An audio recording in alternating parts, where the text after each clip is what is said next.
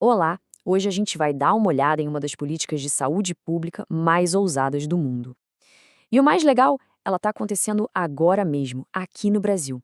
Para começar, imagina só. E se práticas como acupuntura, homeopatia, o uso de plantas medicinais não fossem só uma coisa alternativa, mas sim parte do tratamento gratuito oferecido para todo mundo no sistema de saúde? Pois é, no Brasil, isso não é uma ideia, é uma política pública real. Beleza, então vamos entender como isso é possível. Para a gente sacar como uma política dessas existe, primeiro a gente precisa conhecer o sistema que tornou tudo isso realidade. E esse sistema é o SUS, o nosso Sistema Único de Saúde. O coração do SUS é um princípio chamado integralidade. E o que isso quer dizer? Basicamente, é a ideia de tratar a pessoa como um todo. Não é só olhar para a doença, mas para o indivíduo com todo o seu contexto. É essa filosofia que abre as portas para uma visão muito mais ampla da saúde. Mas antes dessa política nacional, a coisa era bem complicada. As pessoas estavam procurando cada vez mais por essas terapias, só que o acesso era super desigual. Sabe como é? Uma cidade oferecia, a outra não, não existia um padrão. E o pior, muitos programas começavam e simplesmente morriam na praia, sem nenhuma avaliação para saber se funcionavam ou não, precisava de ordem na casa. E foi aí que veio a resposta para esse desafio: a criação da Política Nacional de Práticas Integrativas e Complementares, a PNPIC. A ideia era justamente padronizar, dar legitimidade e o mais importante de tudo, fazer com que muito mais gente tivesse acesso. Tá, mas na prática, o que essa política oferece? A base dela toda está estruturada em 5 pilares de cuidado.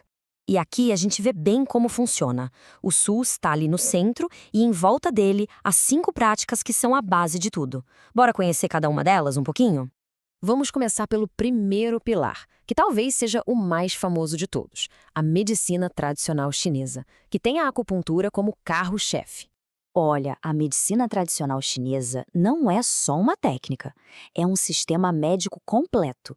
A lógica dela é que a saúde vem do equilíbrio de energias, como o Yin e o Yang.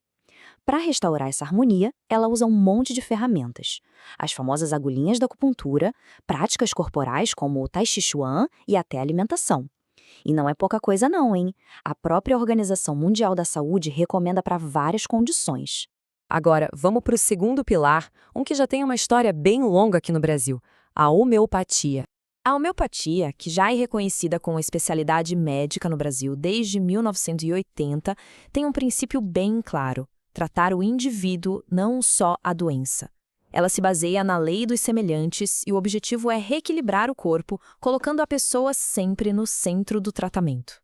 O terceiro pilar tem tudo a ver com o Brasil. Ele aproveita uma das nossas maiores riquezas naturais. É a fitoterapia, ou seja, o uso terapêutico das plantas medicinais. E aqui no Brasil, isso é gigante. Pensa bem, a gente tem a maior biodiversidade do planeta. É um potencial absurdo. A política busca justamente unir as duas pontas: o saber popular, aquele que passa de geração em geração, com a pesquisa científica, para validar tudo. E para fechar os 5 pilares, temos mais dois. Um é o termalismo social, que é o uso terapêutico de águas minerais.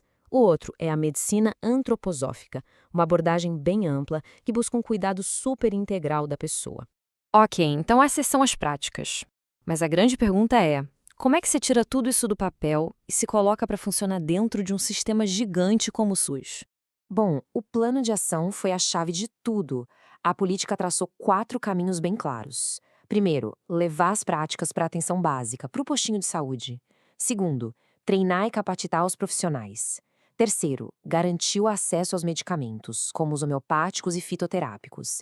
E por último, algo fundamental: incentivar a pesquisa científica para avaliar a segurança e eficácia de tudo isso. E falando em acesso aos medicamentos, esse era um ponto bem crítico. Mas qual é o tamanho real desse problema? Olha só esse dado do próprio Ministério da Saúde. É de cair o queixo. Mesmo nas cidades que já tinham programas de fitoterapia, só cerca de 35% delas, ou seja, menos de 4 em cada 10, realmente ofereciam os medicamentos na farmácia pública. Isso mostra o buraco enorme que existia entre ter um programa no papel e garantir o acesso de verdade. Diante de tudo isso, qual o impacto maior dessa iniciativa? Será que o Brasil está criando um modelo que pode servir de exemplo para outros lugares?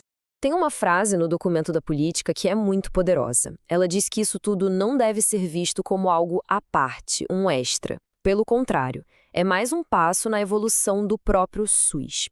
No fundo, é sobre ampliar o nosso conceito do que realmente significa saúde. Então, no fim das contas, por que isso tudo é tão importante? Primeiro, porque é uma aposta numa saúde mais humana e completa. Segundo, é um jeito de validar oficialmente diferentes tipos de saberes, das tradições antigas à medicina moderna. E claro, o principal, expande o acesso ao cuidado, dando mais opções para mais gente. É um modelo bem corajoso, né? A experiência brasileira, com todos os seus desafios e acertos, acaba deixando uma pergunta no ar para a gente pensar.